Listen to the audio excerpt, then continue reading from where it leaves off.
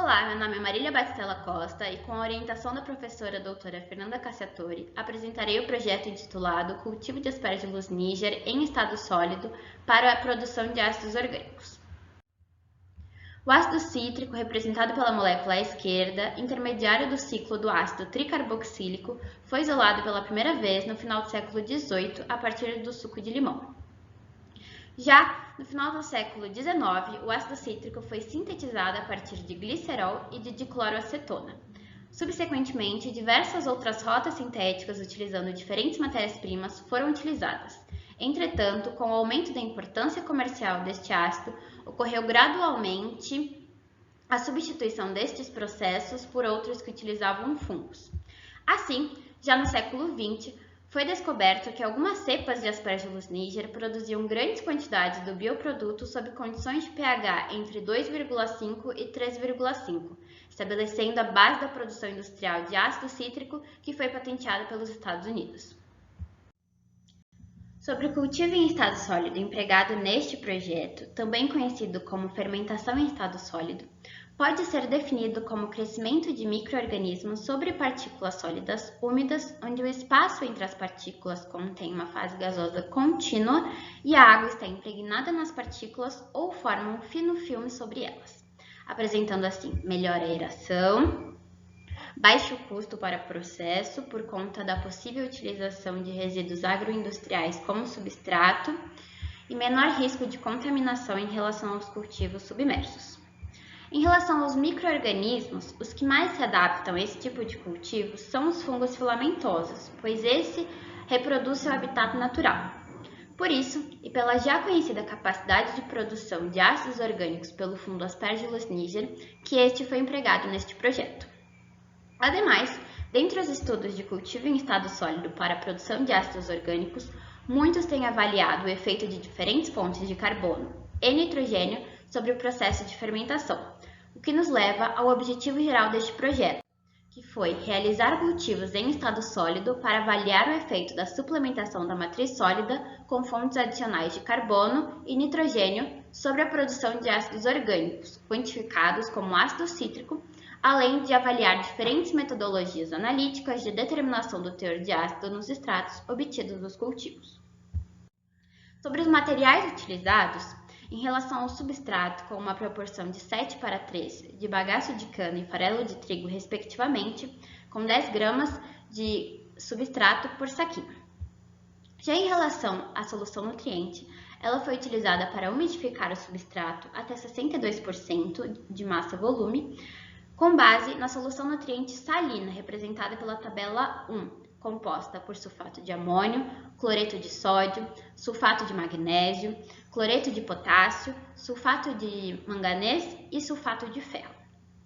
Além disso, embora os resíduos agrícolas forneçam proteínas e carboidratos complexos, a suplementação do meio de cultivo com fontes adicionais de carbono e de nitrogênio de mais fácil metabolização pode ser necessária para favorecer o crescimento do fungo e a formação dos bioprodutos de interesse.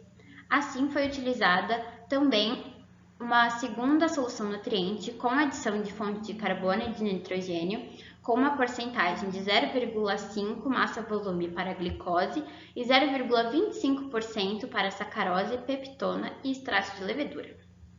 Então, os cultivos foram realizados em embalagem de polipropileno, representada pela figura direita, com uma concentração de 10 a 6 de suspensão de esporos de Aspergillus niger C por grama de substrato. Ademais, o pH inicial foi de 2,5 e a incubação foi realizada a 30 graus Celsius por 96 horas. Sobre as metodologias utilizadas para a determinação da acidez total em ácidos orgânicos expresso em ácido cítrico, utilizamos primeiramente a titulação potenciométrica do extrato bruto, com 10 ml de amostra de extrato bruto tituladas com solução de 0,1 molar de hidróxido de sódio. Entretanto, devido à coloração escura do extrato, um eletrodo de vidro foi utilizado para o acompanhamento do pH até 8,2, que equivale ao ponto de viragem da fenolftaleína. Segunda metodologia foi a titulação do extrato diluído com fenolftaleína, realizada a partir de 5 ml de extrato bruto diluídas em 50 ml de água destilada, adicionadas 2 gotas de solução de fenolftaleína 1%. A titulação foi realizada até o ponto de viragem com solução de hidróxido de sódio a 0,1 molar também. Neste segundo caso, como foi dito, o extrato foi diluído e assim foi possível visualizar o ponto de viragem pela mudança de coloração do indicador. A terceira metodologia foi feita pela análise por absorvância da reação entre extrato bruto, piridina e anidrido acético, conhecido como método de Marie e Boulet. Este foi feito a partir da adição de 1 ml de extrato bruto proveniente de cada cultivo, com 1,3 ml de piridina e 5,7 ml de anidrido acético. Os tubos de ensaio utilizados foram fechados imediatamente e em seguida colocados em banho-maria a 32 graus Celsius por 30 minutos. Após a formação de coloração amarelada, proporcional à concentração do ácido cítrico, o próximo passo foi realizar a leitura da absorvância em espectrofotômetro a 420 nanômetros. Outra metodologia foi a determinação do pH pelo espectrofotômetro com auxílio do eletrodo de vidro. Em relação aos resultados, eu vou começar falando um pouco sobre o pH. E para esta variável são desejáveis valores menores do que 7, indicando um caráter ácido dos extratos enzimáticos. E isso foi obtido com uma média de 6,74 para a solução enriquecida e 6,64 para a amostra cultivada apenas com solução salina. Vale ressaltar, a partir do método de Tuckey à direita, que o par de soluções nutriente empregadas não obteve uma diferença significativa ao nível de 5% de significância para a variável pH. Sobre a acidez total, vou falar o porquê foram utilizadas diferentes metodologias. Bom, podemos observar a partir da tabela 3 que houve uma diferença no valor do teor da acidez. Assim, o teste de variadas metodologias foi necessário devido ao fato de o extrato bruto oriundo do cultivo sólido conter uma grande quantidade de macromoléculas que podem ser possíveis interferentes na determinação da acidez total. E isso pode ser observado na tabela 3, pela maior diferença entre o valor encontrado para a titulação potenciométrica com o extrato bruto em relação às outras duas metodologias, titulação do extrato diluído com fenolftaleína e reação entre extrato bruto, piridina e anidrido acético. Falando um pouco sobre a influência das fontes de carbono e nitrogênio, segundo a literatura, o meio que possui peptona como fonte de nitrogênio tem sua assimilação preferencial devido à sua pré-hidrólise, em relação ao extrato de levedura, cuja metabolização é mais lenta pela necessidade da decomposição das moléculas orgânicas mais complexas. Já em relação às fontes de carbono, foram escolhidas glicose e sacarose, pois mono e disacarídeos são metabolizados rapidamente e utilizados na fermentação cítrica. Além disso, uma célula típica contém cerca de 50% de massa seca de carbono e este elemento é essencial para a biossíntese de carboidratos, proteínas, lipídios, ácidos nucleicos e obtenção de energia pela célula. Ainda sobre a acidez total, podemos observar com base nas análises de comparação de médias por teste de Tuckey, referentes às 3 metodologias analisadas para a acidez total, que não houve diferença significativa entre os pares de extratos oriundos dos cultivos empregando solução suplementada e solução salina sem fontes adicionais de carbono e nitrogênio.